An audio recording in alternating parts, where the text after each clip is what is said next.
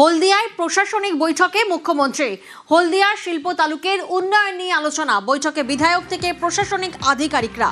হলদিয়ায় নতুন বিনিয়োগ নিয়েও আলোচনা এই বৈঠকে।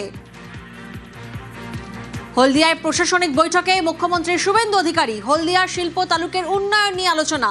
প্রতিনিধি ভেঙ্কটেশ্বর এই মুহূর্তে আমাদের সঙ্গে রয়েছেন। সরাসরি ভেঙ্কটেশ্বরের কাছে যাব। ভেঙ্কটেশ্বর, আমরা দেখলাম মুখ্যমন্ত্রীর পদে আসীন হওয়ার পর নন্দীগ্রামে প্রথম জনসভা মুখ্যমন্ত্রী শুভেন্দু অধিকারী, আর ঠিক তারপরেই হলদিয়ায় এই প্রশাসনিক বৈঠক।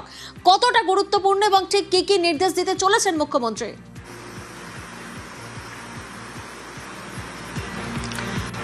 দেখো, হলদিয়া ভবনে এখনো পর্যন্ত যে প্রশাসনিক বৈঠক, সেই প্রশাসনিক বৈঠক চলছে।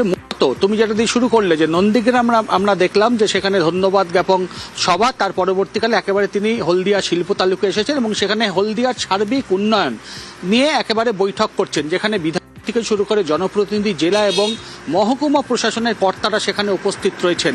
একদিক দিয়ে আমরা যেটা এখনো পর্যন্ত জানতে পারছি যে কোনো রকম এখানে শিল্পের জন্য কোনো রকম গাজোয়ারি বা কেউ যদি, আমরা দেখেছি তিনি বারবারই, শুভেন্দু অধিকারী বারবারই বিগত দিনে অভিযোগ করে আসতেন যে সেখানে কিন্তু বিভিন্ন কাটমানি, তোলাবাজি বন্ধ, এই জুলুমবাজি কিন্তু কোনো অবস্থাতেই বরদাস্ত করা হবে না। অর্থাৎ হলদিয়ার সার্বিক পরিস্থিতি নিয়ে কিন্তু একেবারে শুভেন্দু অধিকারী স্পষ্ট বার্তা দিয়েছেন।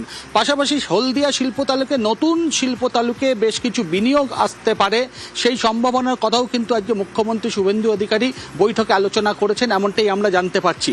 কিন্তু সব থেকে যেটা উল্লেখযোগ্য তোমাকে বলে রাখি, সেটা হচ্ছে তৃণমূল কংগ্রেস ছাড়ার পর থেকে আমরা দেখেছি তৃণমূল কংগ্রেসে যখন শুভেন্দু অধিকারী ছিলেন তখন একাধিকবার হলদিয়া উন্নয়ন পর্ষদ, হলদিয়া ভবনে তিনি বৈঠক করেছেন। কিন্তু তারপর তৃণমূল কংগ্রেস ছাড়ার পর থেকে তিনি কিন্তু হলদিয়া উন্নয়ন পর্ষদ বা হলদিয়া ভবনে তিনি আর আসেননি। কিন্তু মুখ্যমন্ত্রী হওয়ার পর সেই হলদিয়া ভবন এবং হলদিয়া ডেভেলপমেন্ট অথরিটি, সেখানে তিনি এসছেন। সেখানে তিনি রাজনৈতিকভাবে কোনো রকম বার্তা না দিলেও সেখানে প্রশাসনিক বৈঠক করছেন। এটা কতটা গুরুত্বপূর্ণ, কারণ মুখ্যমন্ত্রী হয়েই সেই হলদিয়া ডেভেলপমেন্ট অথরিটি, হলদিয়া ভবনে তিনি এই মুহূর্তে বৈঠক করছেন। আমার সঙ্গে রয়েছেন দীর্ঘদিনের সাংবাদিক সুজিত ভৌমিক। সুজিতদার কাছ থেকে জানবো, সুজিতদা, সেটা হচ্ছে হলদিয়া ডেভেলপমেন্ট অথরিটি, হলদিয়া ভবনে শুভেন্দু অধিকারী মুখ্যমন্ত্রী হওয়ার পর প্রশাসনিক বৈঠক করছেন, কতটা গুরুত্বপূর্ণ, কি দেখছো?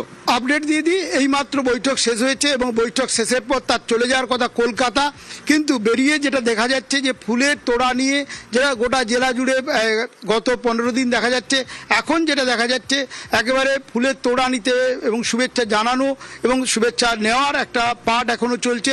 মিটিং করলেন তিনি, 2 দফায় বৈঠক করেছেন, সেখানে প্রশাসনিক আধিকারিকদের নিয়ে করেছেন। হলদিয়া উন্নয়ন পর্ষদ, অর্থাৎ যারা উন্নয়নের কাজ করে, হলদিয়া মানে শুধু হলদিয়া নয়, হলদিয়া উন্নয়ন পর্ষদ, সেটা কিন্তু একেবারে পাঁশকুড়া থেকে একেবারে নন্দীগ্রাম থেকে মহিষাদল, হলদিয়া গোটা এলাকা, তার উন্নয়নের কাজ থমকে যায় এবং সেই থমকে যায় কবে? 21 সালের পর। তিনি 20 সালের শেষে যখনই পদত্যাগ করেন হলদিয়া উন্নয়ন পর্ষদের চেয়ারম্যান পদ থেকে, যেটা ওয়াকিবহল মহলের মতে যে তারপর থেকে কিন্তু আর উন্নয়নের কাজে হলদিয়া উন্নয়ন পর্ষদ কাজে লাগেনি। মুখ্যমন্ত্রী হওয়ার পর শুভেন্দু অধিকারী প্রথম হলদিয়া ভবনে এসে বৈঠক করছেন, এটা কতটা গুরুত্বপূর্ণ? যথেষ্ট গুরুত্বপূর্ণ, এবং শুধুমাত্র খাতায় কলমে বৈঠক নয়, তিনি বৈঠক আজকে করলেন কাদের নিয়ে সেটাও দেখতে হবে।